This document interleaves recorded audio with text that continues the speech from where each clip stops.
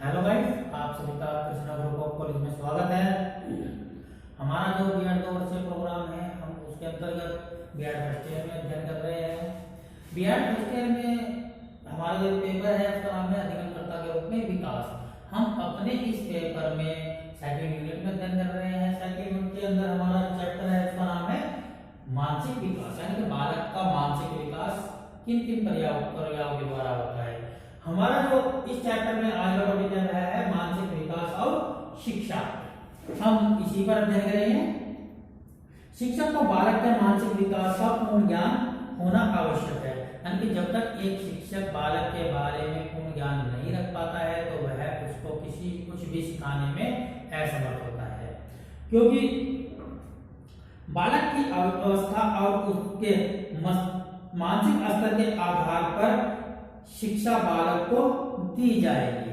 यानी कि जो बालक का मानसिक स्तर है, उसका जो मानसिक विकास है, उसी के अकॉर्डिंग बालक को शिक्षा दी जानी चाहिए। इसीलिए एक शिक्षक को बालक के मानसिक विकास के स्तरों के बारे में जानकारी होनी चाहिए। वही शिक्षा मनोवैज्ञानिक और छात्रोपयोगी होती है, जो बालक की रुचियों के अनुसार, उसका जो मानसिक स्तर है उसके अनुसार उसको दी जाए। बालक में मानसिक लक्षणों को जानकर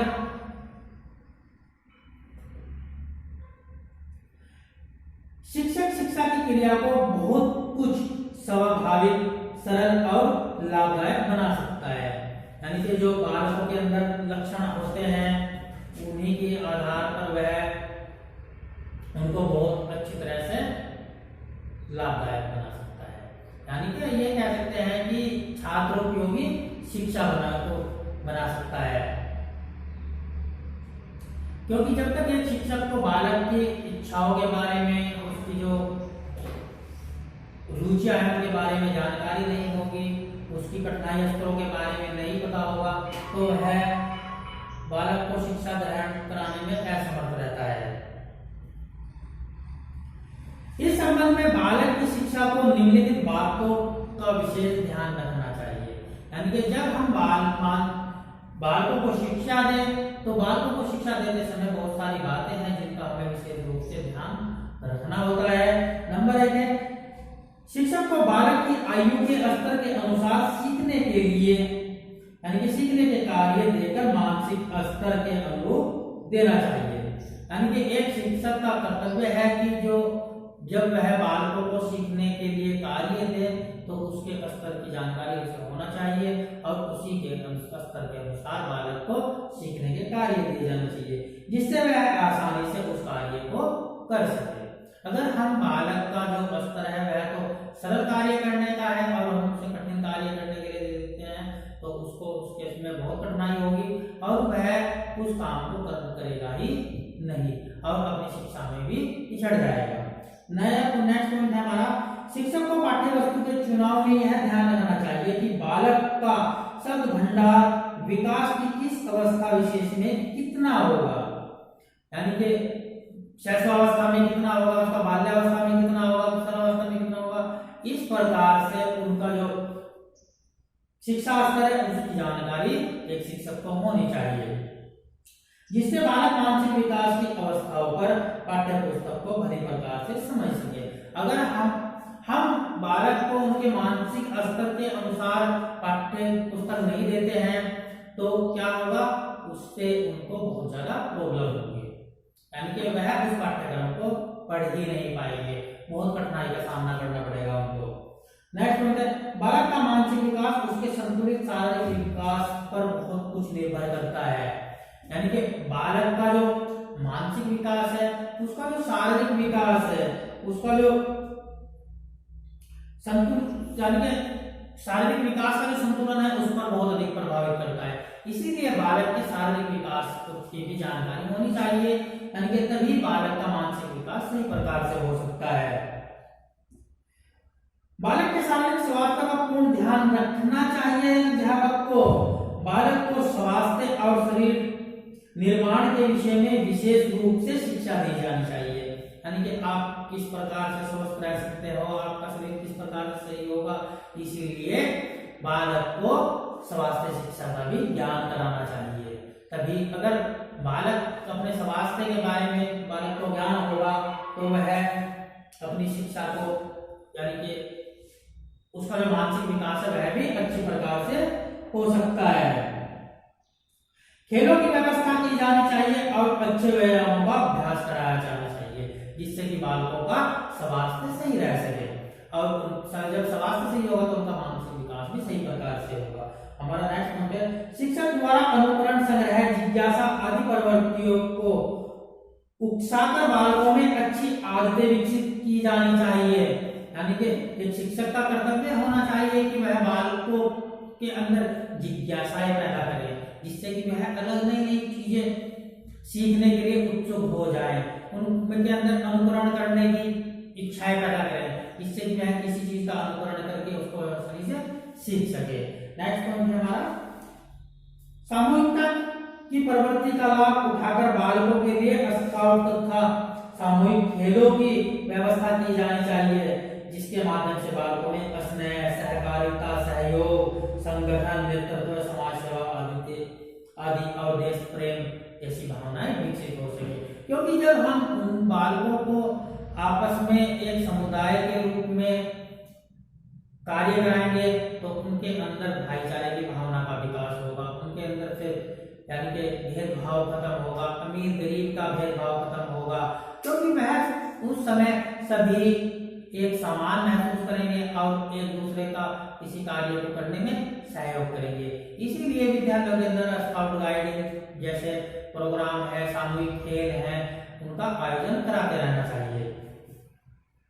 बालकों के मानसिक विकास में व्यक्तिगत विभिन्नताओं को ध्यान में रखते हुए शिक्षा की व्यवस्था की जानी चाहिए। ये नहीं कि एक बालक का जो मानसिक विकास जो व्यक्तिगत भिन्नताएं हैं वह सरल कार्य को किसी प्रकार से नहीं कर पा रहे हैं और हम उनको यानी कि अच्छे बालकों के साथ ही शिक्षा पाठ्य को गृह कार्य दे रहे हैं, उनको पढ़ा रहे हैं तो वह उनका बोझ नहीं उठा सकता है।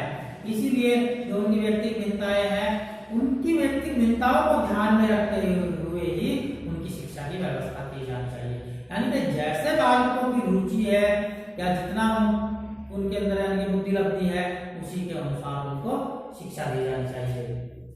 बालकों के मानसिक विकास के लिए भाषा का सम्यक ज्ञान बहुत आवश्यक है, अतः शिक्षक को ऐसे वातावरण प्रदान करना चाहिए जिसमें बालकों को शुद्ध बोलने और सुनने के पर्याप्त अवसर मिल सके।